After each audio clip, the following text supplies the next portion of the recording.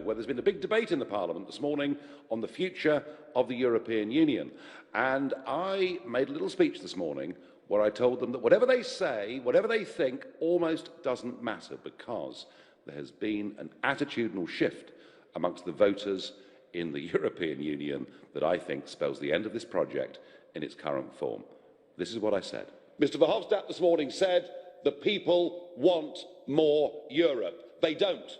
The people want less Europe. And we see this again and again when people have referendums and they reject aspects of EU membership. But something more fundamental is going on out there.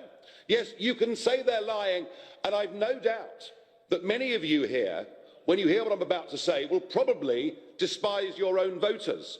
Because just last week, Chatham House, the reputable group, published a massive survey from 10 European member states, and only 20% of people want immigration from Muslim countries to continue.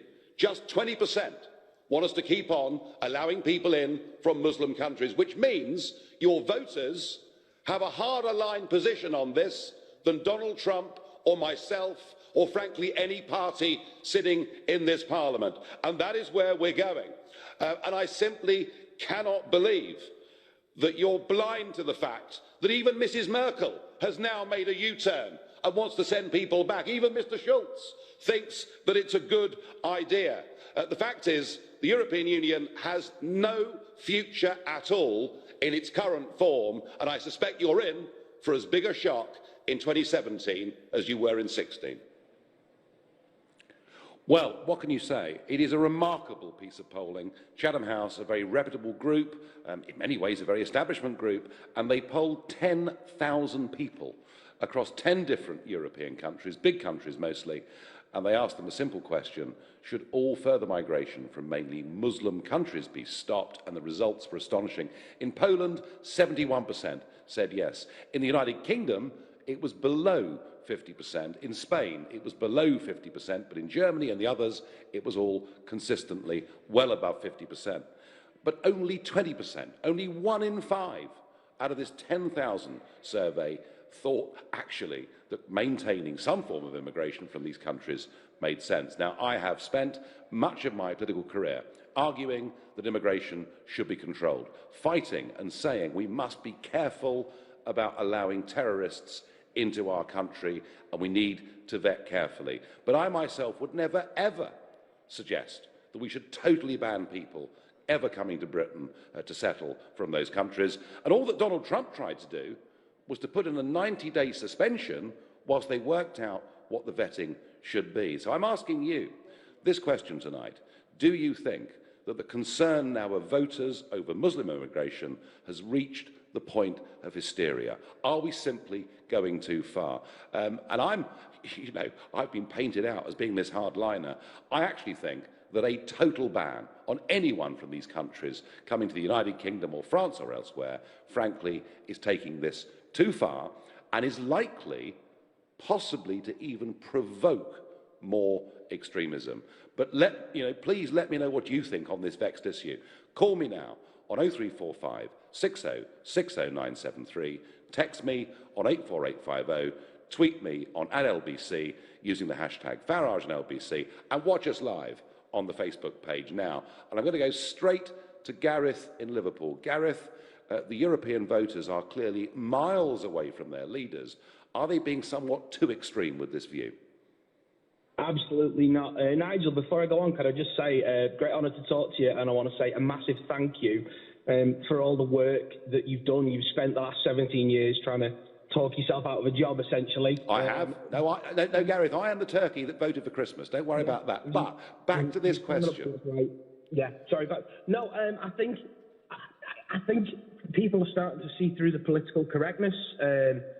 People scared to offend anyone, trying to keep it was never going to happen. It was going to reach a critical point where it all imploded, and I think we're starting to see that, where people are looking through the political correctness to stop you have this culture of being perpetually offended, and these completely permanently offended people, and we're saying no, stop, something's got to happen. This is the case. Yes, it's going to upset some people, but the safety of people is relying on this happening. I don't think Trump went too far at all. I think he did exactly the right thing. And I think if some people within our own government had the guts that he's had to do this and stand up and say, yep, it's not going to please everyone, but it's absolutely necessary, I don't think we'd be in as bad a mess as we're in now. If you go and look, you can find online footage of what's happening in Paris, what's happening in Sweden. You know, Europe is in a mess. It's being underreported in the media for fear of people going, well, hang on a minute, something needs to be done. Gareth, tell me, do you feel less safe living in Liverpool than you did 5 years ago? 100%. I lose sleep about what's going to happen. I really do worry. Gareth, many thanks indeed for your call. I wonder what Danny in Epsom thinks. Danny, European citizens appear to be in complete revolt against their leaders, and in particular, I would suggest, against Mrs. Merkel, who, of course, a couple of years ago said everybody's welcome and has now done a U-turn. But are we going too far, Danny, by saying we should ban everybody from these countries? I don't think we are. I think the bloke in the pub, the bloke that you talk to who lives next door, everyone behind the scenes, a bit like Brexit, is saying the same thing. You know, I think one particular group of people, one small percentage of the population have caused so many issues, not just terrorism and terrorism sympathies, but female genital mutilation, sham marriages, acid attacks, honour killings. You know, you really can go on. Just that one small group have done that. And we have to think about crimes now that my dad or my granddad's generation would never have had to have thought about. You know, and I think... So, Danny, your point is not the fear of terrorism. That was what Gareth felt living in Liverpool. What you're saying is there's a lack of integration, yeah? Well, of course there is. Anyone with eyes can see that. I mean, I think that what Merkel done to the German population recently is nowhere near as bad as what Blair done to us. I think in their 13-year tenure, I saw the town and city that I grew up in change in front of my eyes. You know, I know full well that he allowed 5 or 6 million people from outside the EU. I mean, there was uncapped numbers. He didn't even cap new EU member states.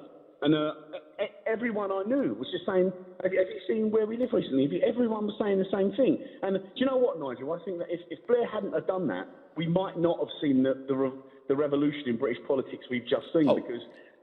Danny. I mean, Danny, honestly, Brexit would not have happened if Blair hadn't opened the doors in the way that he did. I totally agree with that. But do you think that Islam is a real threat to our way of life?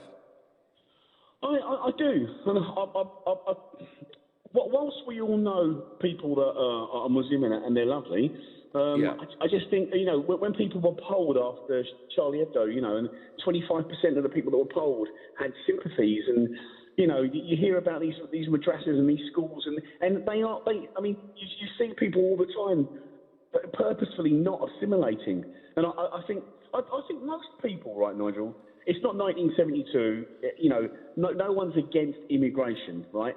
I think what most people didn't want was this kind of mass uncontrolled immigration where everything you know and everything you loved and your culture was completely taken from you. And I think people... But Danny, they're the points that I've made. That was, I mean, the basis in many ways of much of my political campaign for UKIP and indeed in the referendum. But what this polling is saying is that in these 10 big EU states, a majority of people want zero immigration from Muslim countries. That's going a bit further, isn't it? It is, but I mean, I can understand why you think that. Because I mean, I gave you a list of about 10 different issues that their particular community, their particular community are basically bringing with them. When you let millions of people from the developing world come and live in your country for a better life, they bring the developing world with them, and in turn, there is a detriment to your own life, to your modern life, and it's clear to anyone with eyes. I mean, the way that London's changed, it's now full of people not from London and what I would call new Londoners, this sort of lovies. And lovies. We saw it, and one of the biggest contributing factors to Londoners moving out of London was mass uncontrolled immigration from 50s and 60s. It's just, if you think about, we've had 60 years of this. Of that, there's no doubt, Danny. Of that, there's no doubt. Listen, you've made your points beautifully. I thank you for your call. On Facebook, Milton Brown says, the vetting process for my wife coming to the US from the Netherlands was very tough. Do you honestly think it would be any less tough for someone coming from a Muslim country? Well, Milton Brown, you know, I'm arguing for tough vetting. I'm not sure total bans are the right approach. Mark Edwards says the problem is they don't want to integrate. Political correctness was a funny irritant at first, now it's dangerous. Aaron Bennett says, I find it interesting that the areas that voted most heavily for Brexit are those almost untouched by migration. Well, it could be, Aaron, they actually wanted to keep them the way they are. I wonder what Henry in New Haven makes of this. Henry, are you worried about Muslim immigration from countries like Iraq? Hello, Nigel. Good evening. Yes, I am worried about it. Mainly because there's so many countries where we're seeing huge issues.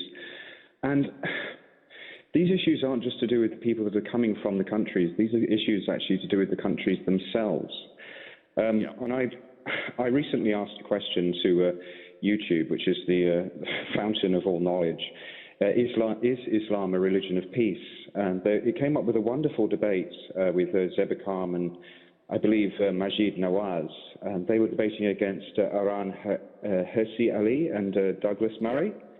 Yeah. And at the start of the debate, it was kind of 1/3 of the audience thought that Islam was a religion of peace, 1/4 thought it wasn't, and the other third didn't really have any idea on the subject at all. But after about an hour and a half of very informed debating, the overwhelming majority thought that Islam was not a religion of peace. And I believe that it's not everyone in Islam. Certainly it's a vast minority that are the issue, but it's a big enough minority to make it a problem for us with our vetting processes, and we certainly need to make them more stringent, stricter even. Henry, I don't disagree with a single word of that. I've been arguing that for some years, and I've been told that I'm a hardliner for thinking and talking that way, and yet I'm a pussycat compared to the 10,000 people polled by Chatham House. A majority in 10 EU countries want a total ban on immigration from predominantly Muslim countries. My goodness me, how the world's changing. Right now, you're listening to the Nigel Farage Show, exclusively here on LBC. It's 7:15. Nick Ferrari at breakfast on LBC. Number of celebrities and campaigners calling on Theresa May not to end this scheme for vulnerable and lone child refugees. It's named after its architect, Labour peer Lord Alf Dubs. I still think that the majority of British people think bringing vulnerable children, unaccompanied child refugees to Britain is a good thing. We've got a good humanitarian tradition in this country, but I think we should bring more than 350. That's pretty miserable, really. So I'm delighted that these people have written a letter today in support. Nick Ferrari at breakfast every weekday morning from 7, only on LBC. With Hampton by Hilton, making you welcome at over 40 hotels in Europe. Divorce. It affects every part of your life. You, your family, your home, your finances. And if you're a man facing divorce, perhaps even one you don't want, the situation becomes even more complicated. It's at times like these that you need a professional you can trust. Cordell & Cordell is dedicated to helping men in matters relating to divorce. Call now on 0330 60 60 161 or visit cordell.co.uk, office in central London. A partner men can count on. At Oak Furnitureland, everyone knows our furniture is 100% real hardwood. And it's also 50% off. But most importantly, it's 100% real hardwood. Yes, but don't forget it's also 50% off. At Oak Furnitureland, quality and price are both important. So make sure you don't miss our winter sale, where everything's 100% real hardwood with up to 50% off. Our biggest ever winter sale is now on. Visit oakfurnitureland.co.uk to find your nearest store. Your perfect car's easy to find, and it's easy to buy too. Because at Car Giant there's up to 8,000 cars in stock, all in one location. And Car Giant's massive buying power means they're all at great prices. Giant choice, giant savings. No wonder so many Londoners fall in love for less. Book your test drive at cargiant.co.uk. It's how London buys its cars. Car Giant. Do you have a pension? Maybe you've got more than one. How do you know if they're in the right pension funds, making as much money as possible for your retirement? Answer is, you probably don't. At the Pension Works, our fully qualified independent financial advisors could add instant value to your retirement fund. Simply text the word yes to 83222 for your free Pension Works health check. That's yes to 83222 today. Your pensions working harder with the Pension Works. I'm Tom. I'm in year 11. I was always getting told off for talking, so I thought about the debating team. Now I'm thinking about university. I put the debating team flyer in his desk. Was sick of telling him to pipe down. I wanted to put his voice to better use. Now he's thinking about university. I teach year 11. I'm Mr. Corbett. Apply now and you could get a £25,000 tax-free training bursary to teach subjects like maths and languages. Search Get Into Teaching. Subject to eligibility. Selected subjects only. Oh, Canada. Wide open spaces. The friendliest people. Unique landscapes as far as the eye can see. Discover our wide open country and get closer to your Canadian holiday with Air Transat. Flying daily from London Gatwick with meals and 23 kilogram of luggage allowance included. Book your direct flight today. Visit airtransat.co.uk. Your Canadian holiday is calling. This is LBC, live from Strasbourg, the Nigel Farage Show. Call 0345 6060 973. Text 84850. Tweet at LBC using the hashtag Farage on LBC. I told the European Parliament this morning that this recent report that was produced by Chatham House showed that a clear majority of people in 10 big EU countries want a total ban on immigration from predominantly Muslim countries. They looked at me in total disbelief. They simply can't imagine they're that far away from public opinion, and that public opinion makes Trump and myself and the others look like moderates. Now, we talked before the break to Danny in Epsom, and he was worried about immigration and integration. And it's very interesting because the government Casey review last year that was out towards the end of 2016 said that segregation and social exclusion were at worrying levels and are fueling inequality in some parts of Britain. Women in some communities are denied even their basic rights as British residents, and her report highlighted the plight of women in some areas, and it was pointed out they're less likely to speak English and more likely to be kept at home. And I quote, "Misogyny and patriarchy has to come to an end," said Dame Louise Casey. Well, she also pointed out that many of our public institutions will not touch this issue for fear of being branded racist or Islamophobic. And yes, there is a real problem with integration. I was pretty shocked last year with what I saw in a suburb of Oldham, where, the whole street, and if you went down the street and knocked on doors, virtually no one spoke English, despite the fact that many people have been there for 20 or 30 years. Very few women had jobs. One wondered in some cases whether they were really allowed to go out into the workplace. So I do get the argument that we should reduce immigration into communities like that. We should put a full focus on getting people integrated if we possibly can. But I still put it to you that the idea that we have a total ban on people coming and settling in this or any other European country, frankly, is a bit hysterical, even a little bit over the top. I wonder what Zach in Tottenham makes of this huge issue. Hello, Nigel. Yeah, I mean, the total ban, I think that's just absurd. I mean, with banning Muslims temporarily, like, Trump has done, just listen to, he had gone through with it. I don't think that would exactly, in fact, stop terrorists from getting. I mean, that point has been made over and over again on LBC that vetting people does not prevent terrorism. Terrorism is not something you can stop by blocking borders or building a wall. Terrorism is an ideology. You can't stop terrorism by just simply building a wall or stopping people from coming or cancelling visas. It's an ideology. Trump should. No, Zach, I get that, Zach. Trump should be. Zach, I get that, but would you feel safer, Zach? Would you feel safer living in a country with Donald Trump as president, trying to do something about it, or with Angela Merkel 2 years ago saying everybody is welcome and we won't vet a single one of you? I mean, common sense surely says that whilst terrorism is an ideology, as you quite rightly say, having an open door to war-torn parts of the world surely doesn't make sense. Just because Trump is doing something about it, that does not mean he's doing the right thing. That does not mean he's going about it the right way. This is what people are getting confused. People are getting confused about Trump doing something and doing something right. Just because he's doing something doesn't mean what he's doing is right. You don't ban countries, ban a whole country. You ban people who have actually been convicted of terrorism. This is what it comes down to. Now, when you ban total countries, it's sort of like saying everyone in that country is a terrorist.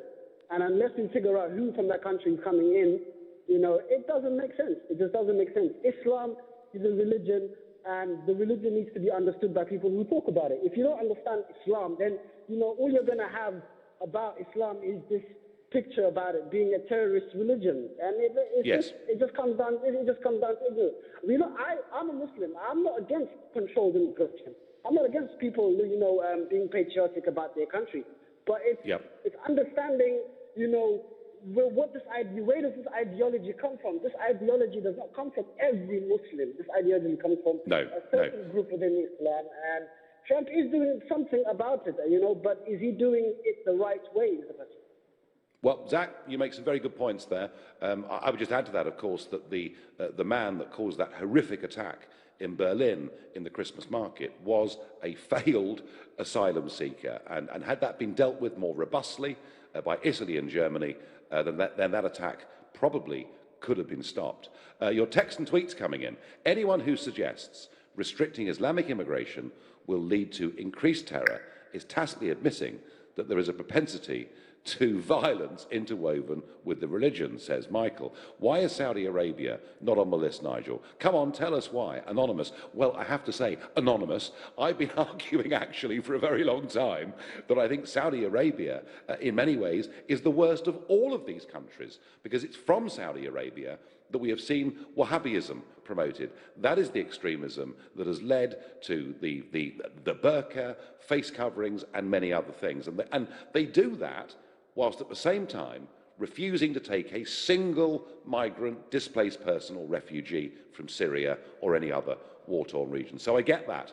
I've got a caller from Israel here, Alexander in Israel. The whole of the EU is now really in a very worried state about immigration from predominantly Muslim countries. Are they right to think that? Hello. First, I just want to say thank you for having me on. Secondly, I do think there's a big problem with it. I think people are understandably worried. I think it's a real shame that many good, genuine refugees get caught up in this mess and they have to bear the brunt of a lot of it. But the fact is, in my opinion, these kind of questions have arisen in no small part because of a collective failure on the part of the people of the Muslim faith. There seems to have been this failure to unite in a united fashion to condemn it, to stand up together. I know you cannot have all of them, but a vast majority, so that the message is clear to people who do have genuine fears, so the message is clear to them that most Muslims are against it. And I just don't feel that message has been conveyed to the vast majority of Europeans and certainly not British people. Well, is that why this poll has produced the results that it has? Are a lot of people now making up their minds that actually the religion itself is bad? I mean, are they following the doctrine, if you like, of Geert Wilders in the Netherlands, who says he wants the Quran banned in the Netherlands? And that's quite dangerous talk, Alexander, isn't it? I agree. I don't think, I'll address the second point. I don't think that the Quran should be banned. There's no point doing that. It's also not it's counterproductive. It's also not the right thing to do morally. Everybody should have a right to follow and believe in whatever religion they like. However, the fact remains, in my opinion, is that I know many people say that the religion has been misunderstood. The previous caller said it. He said it's been misunderstood if you don't understand it. And that's, again, I have no doubt that gentleman was being genuine. I only know one thing. I don't see any other people numbering in the millions, of which there is a small but worrying minority. I mean, we're told it's a minority, and that's okay. You can believe that, you can not believe that, but there is a worrying number of people misinterpreting it. I put that in speech marks, of course, misinterpreting. I don't see any other people or religion in any kind of minority practicing these kinds of acts. I just don't see it. No, I mean, look, there is a problem, Alexander, and there are far too many people, a minority, but far too many people who are prepared to go along with ideas that are abhorrent to our way of life. There is a massive problem with integration within our country, which the government Casey report admits. But I'm with you, Alexander. I think if we demonise everybody that is Muslim, we will make the problem even worse than it is. And thank you for your long-distance call. And I wonder what Bianca from Staines has to say about this issue. Are we getting a bit too hysterical about this, Bianca? I don't think so. Hi, it's a privilege to talk to you, and thank you for everything you've done. And so I also want to actually bring this up to you that I am your supporter. I support Trump, and I say that with pride. But I have lost friends because of my opinion, and I don't understand why people are still looking at people like you and I as if they are at the wrong or something, after so many things happening, after Trump winning and that sort of thing. But Well, it's somewhat ironic, isn't it, that the European Parliament that I spoke to this morning, and you heard the clip at the top of the show, that European Parliament last month was screaming, what an appalling, disgusting, awful man this Trump is. He wants to suspend for 90 days people coming, but actually their own voters take a harder view line on this than Trump does. So they've got a real problem here. And I actually supported the pro-Trump, whatever it was, petition online. So, okay, coming back to the question, I think I really want to bring this up and say that all the religions have had certain things which are not good and certain things which are good for humanity. For example, in Hinduism, there used to be things like sati system. That's one example, very extreme, where women used to be burnt alive after their husband died on the funeral pyre. So what happened when basically the British Raj came, that was abolished. Yeah? Now there's so many things, as in customs. Now this is written in Puranas, it's written there. So it's basically that there's so many customs that need to change in Islam, which they're not changed. And I don't think Bianca, I'm going to have to push you because of time. Does Islam need a reformation? Definitely, and I think it needs to start from within Islam. So it needs to start from within that community, and it needs, so they're people, they're good people, the people who... Bianca, I'm going to have to stop you. We're out of time, but I thank you very much for making your point that all religions have their problems and that Islam could do with a reformation. You're listening to The Nigel Farage Show, exclusively on LBC and live from here in Strasbourg. It's 7:30 and time for the news with Rupert Bartier.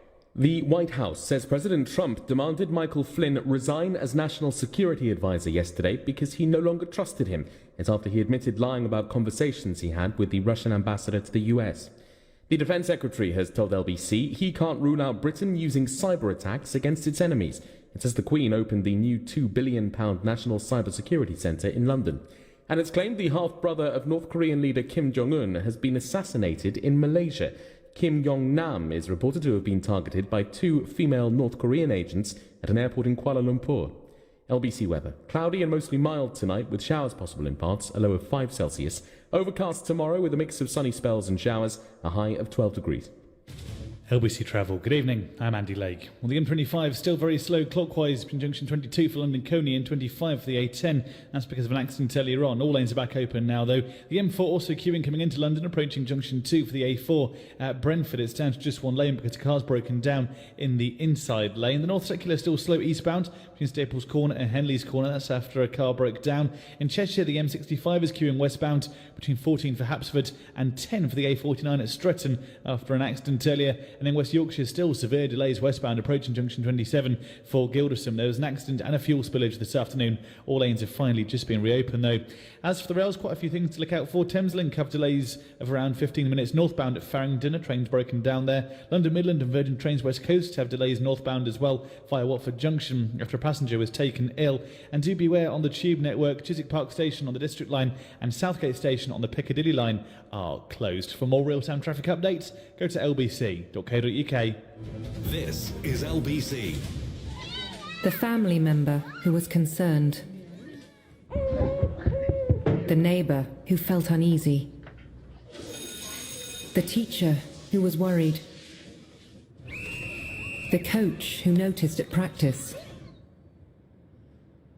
And you. Child abuse. If you think it, report it.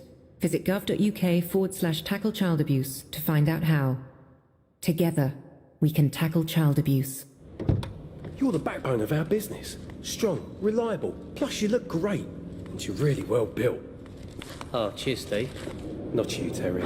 The Renault Traffic with 4 years 0% APR, servicing, roadside assistance, up to 4 years warranty and 3 Watt Van Awards. Make it part of your team. Visit a Renault Pro Plus specialist dealer to find out more. Business users and participating dealers only. Minimum deposit of 20%. Renault Finance hire purchase. Register by 31st of March. Subject to status. T's and C's apply. See renault.co.uk/offers. At Oak Furnitureland, everyone knows our furniture is 100% real hardwood. And it's also 50% off. But most importantly, it's 100% real hardwood. Yes, but don't forget it's also 50% off. At Oak Furnitureland, quality and price are both important. So make sure you don't miss our winter sale, where everything's 100% real hardwood with up to 50% off.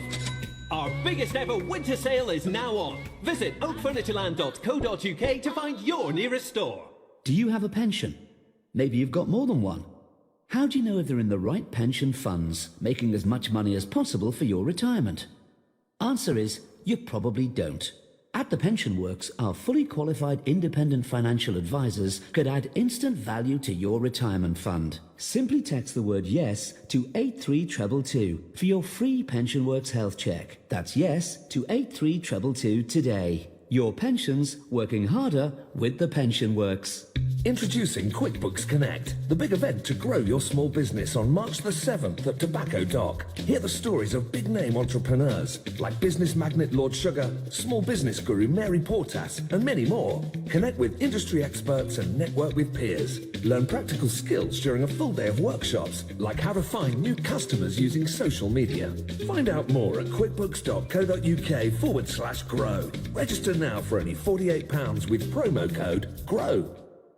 This is LBC, live from Strasbourg, the Nigel Farage Show. Call 0345 6060 973. Text 84850. Tweet at LBC using the hashtag Farage on LBC. The world is changing. Boy, it's changing quickly. I myself could not believe that a majority of 10 of the biggest EU member states now want a total ban on anybody from those predominantly Muslim countries coming in and settling in their countries. And interestingly, only 20% of that poll thought any form of immigration was actually acceptable. Fascinating. And your Facebook messages coming in. Tom Mason says, Merkel realises the mistake she made. What more proof do you need that it hasn't worked? Well, she's U-turned, Tom, hasn't she? Paul Barnes says, I think we've had enough immigration in this country now, whether it's Muslims, Europeans or anyone. We need to look after British people who are living on the street first. And Leslie Hindor says, it's not a race issue, it's more of a culture issue. Whoever lives here has to integrate, not create their own totally separate community living by its own rules. And Leslie, I think you're right. I think fear of terrorism aside, I think this is the issue.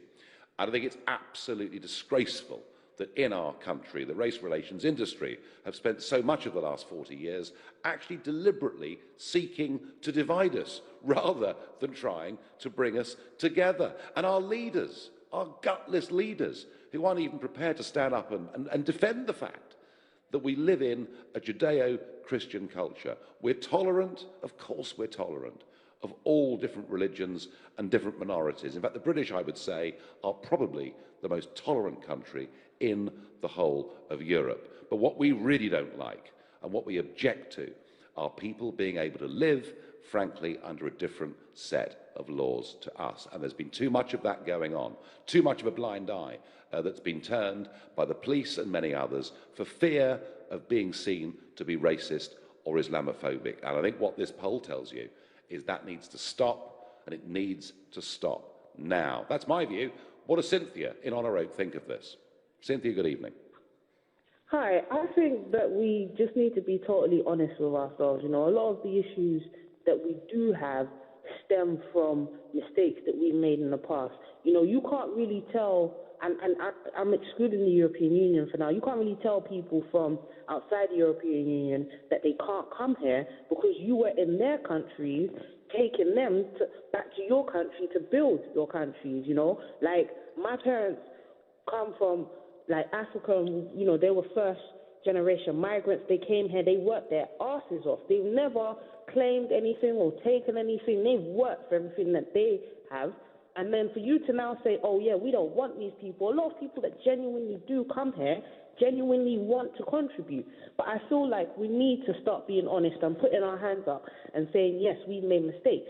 You know, a lot of these Muslim countries, we've gone to their countries and committed atrocities. We've sold a lot of the arms that they're using to them as well. We need to put our hands up, sit down and actually, you know, have a real discourse and say, you know what, we've both made mistakes, but how do we move forward?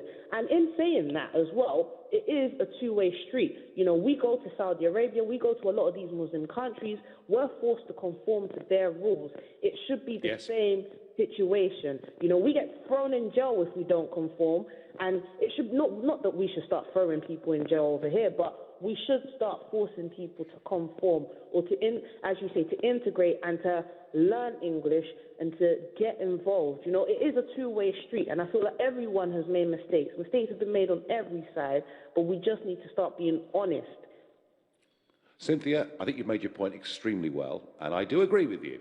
I think we have made mistakes, and I'm not talking about colonial guilt, you know, going back to the 19th century so much. We've made some recent mistakes, and I think what we did in Iraq and in Libya, I think we actually opened the door for ISIS. I think we opened the door for extremism. So I do agree with you that we do bear some guilt. But, you know, you made the point. Your parents came here and worked their backsides off and integrated and became part of the community and paid their taxes and obeyed the law. But what do you do, Cynthia? How do you, you know, when you go to that suburb of Oldham that I went to last year, where there appears to be, you know, house after house of people who don't speak English at all, I mean, can you force people to integrate? How do we do it? And even in saying that, that's not the people, like, who allowed them to buy those houses? That's got nothing to do with the people. You understand? Like, I would happily just have a street full of my friends, but I can't actually do that. But if that does end up happening, who has allowed that to happen? That then comes from central government. Do you understand what I'm saying? Like, that's got nothing to do with the people on the ground, and I feel that a lot of hate is being perpetuated at the people on the ground, and that's so unfair. You know, it wasn't too long ago that Christianity was justified for some of the atrocities that it was committing. And now, you know, so it is like I said, it is a two-way street. It's fair enough all these people are saying that, but it's actually not these people's fault. And being vocal about it only then creates tension within the area, and then these people might feel like, hang on a minute, I'm not going to stand for that, I'm going to fight back. It wasn't their fault. It then comes from central government.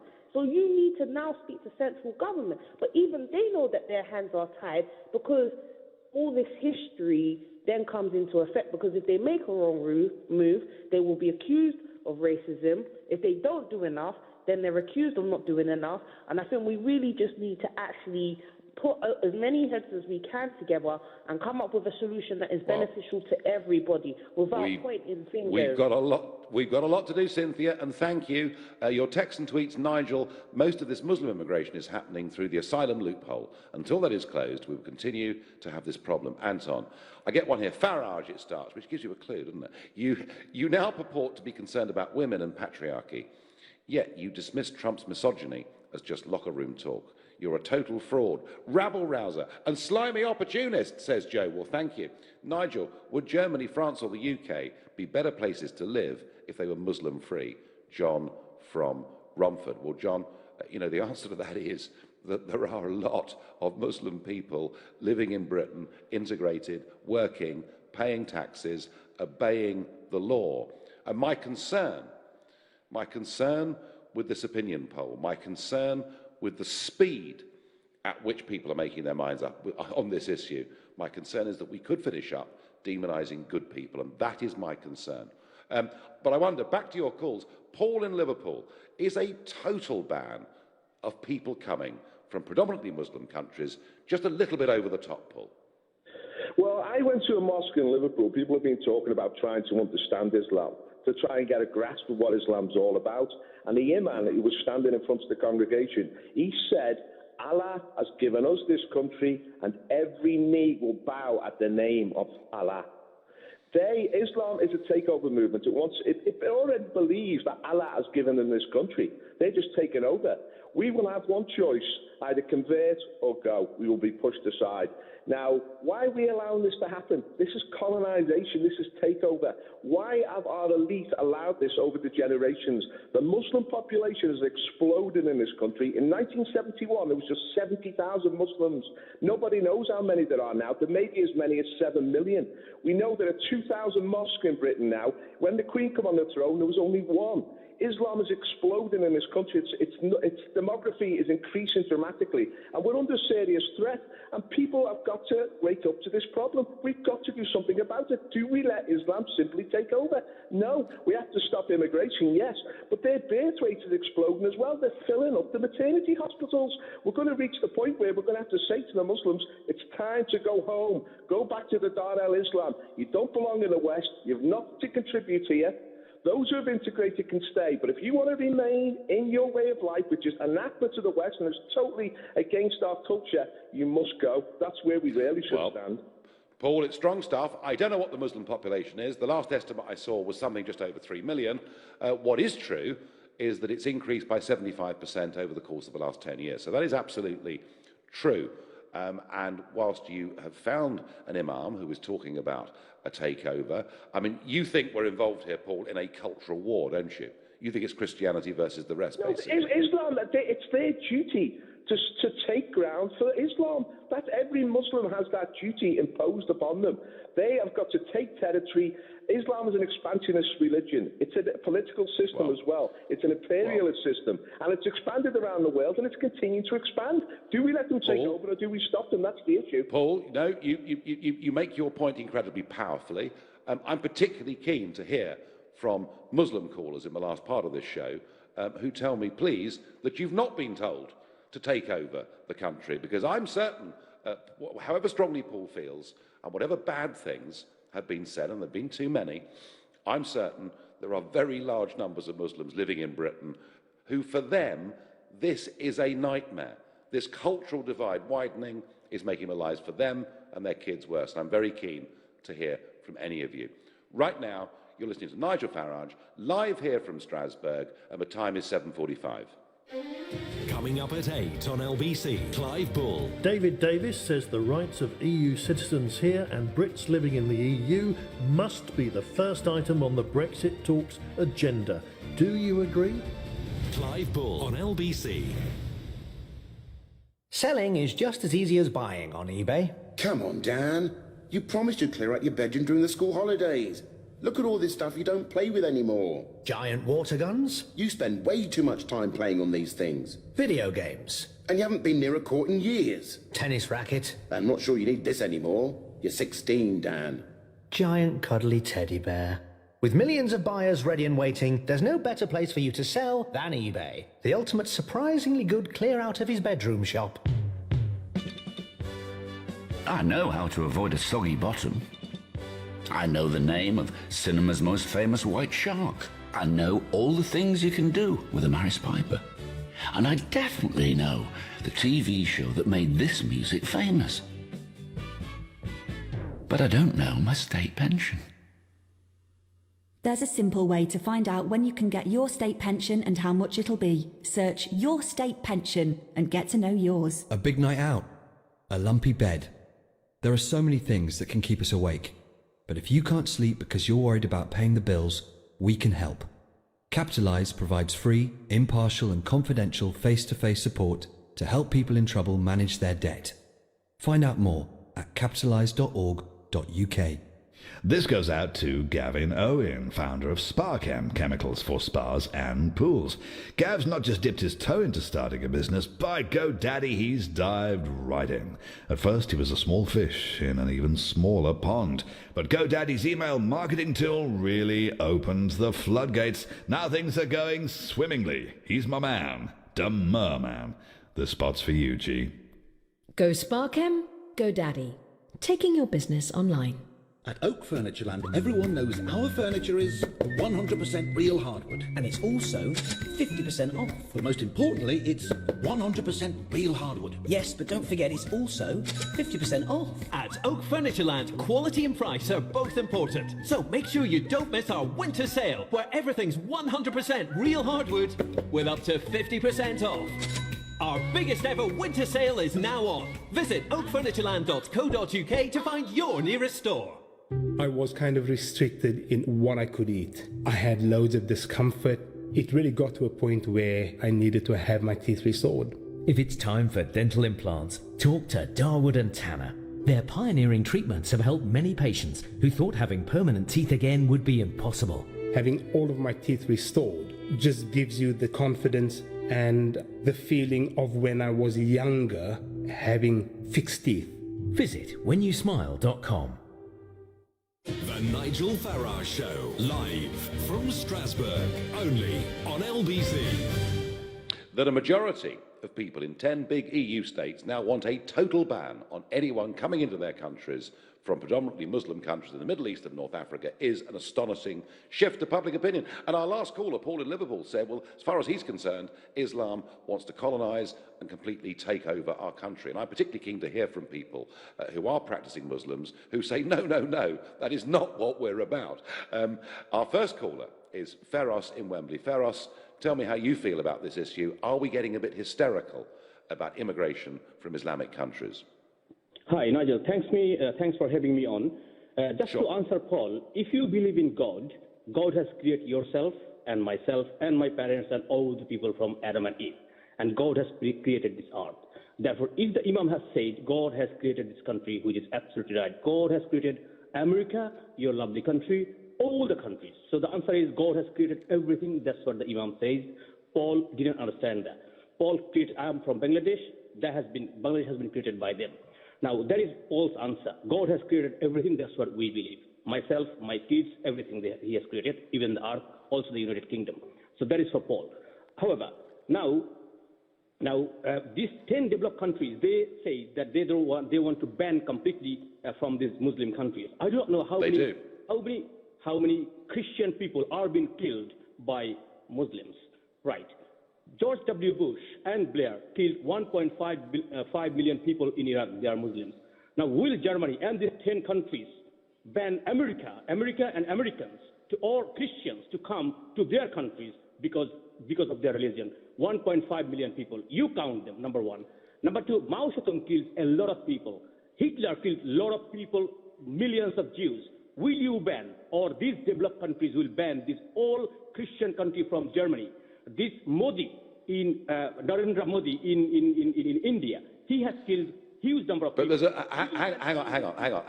hang on, Feros. You're making your points with great passion, but I think the German people in 1945 did apologise, atone for everything they'd done. I think to ban a German today from coming to your country because of what Hitler did wouldn't make any sense at all. The fear, I think, Feros, there are two fears. The first is that if you have an open door to some of these countries, bad people will come in. And ISIS themselves have said they will use those routes to send their people in. But the second problem is one of integration. And why is it that there are too many areas of our country where Muslims are not integrated in society? How do we solve that problem? If we solve that problem, then I suspect people's view will change. Look, Nigel, the things are changing. Because of the immigration rule, for example, my daughter can marry any Tom, Dick and Harry from any country, right? So probably the uneducated people came in this country who were not interested to integrate with the people. But mostly educated people, Muslims, they are contributing. I'm employing 10 people. Therefore, I'm paying huge number of tax. They are paying tax as well at the same time. I'm contributing to the country, and I feel like I'm part of this country. Simple as that. Now, so it will gradually change. Like as in Australia, mostly people have gone who are educated. In Canada, mostly people are educated, no matter where they have come from. But we have got a bit of different system where any farmer or any laborer could come in this country. Well, they are coming also from Europe as well. So that actually they didn't manage to integrate. They are not interested. They are still backdated. But the modern people surely they will integrate. And well, I hope you're right. I hope you're right. Okay. I mean, I really do hope you're right. You know, one last point there. I've got a lot of other callers. Yes. One last point, Nigel. How many books have you read in your life? Oh, goodness gracious me! I don't know. I don't know. Go on. Why? Why do you ask? No. That is the question. Good question. Why I have asked? Because none of this LBC's presenter ever have read Holy Quran. I'm highly happy if Netherlands ban Holy Quran. You go and read it, and if you find any mistake in it, you ban in this country as well. Because most of the people don't know what they're talking about, like as Trump, like as yourself. Well, hang on, Farage. No. I'm not going to have a fight with you on this. I've never, ever spoken out against the religion of Islam. I've spoken out against Islamic terrorism, and I have actually had a very, very good comprehensive lecture on the Quran. There are parts at the end of it that are slightly worrying, just as in the Bible. There are parts of the beginning of it that are slightly worrying, and we've had some good points made tonight that all religions have done bad things. Farage, you had more than a fair crack of the whip. I'm going to go to Jamal in Kingston. Jamal, good evening. Good evening, Nigel. Thank you for having me on the show. Not a bit. I just wanted to give you a bit of background. First of all, I'm a British-born Muslim here. My father came into the UK in 1957, as he never tries to tell me, with £3 in his pocket. And he worked very hard, became an accountant, and fortunately educated me well in the private school system. I'm now a father myself, and I have my own businesses, and I employ lots of people. And I can tell you wholeheartedly that integration is 100% responsible for my, growth and where I stand today. I am very proud to be a Brit. I'm very proud to be a Muslim with it. But it is about integration that's led me to this path, and I think the path to that was education, which allowed me to be who I am today.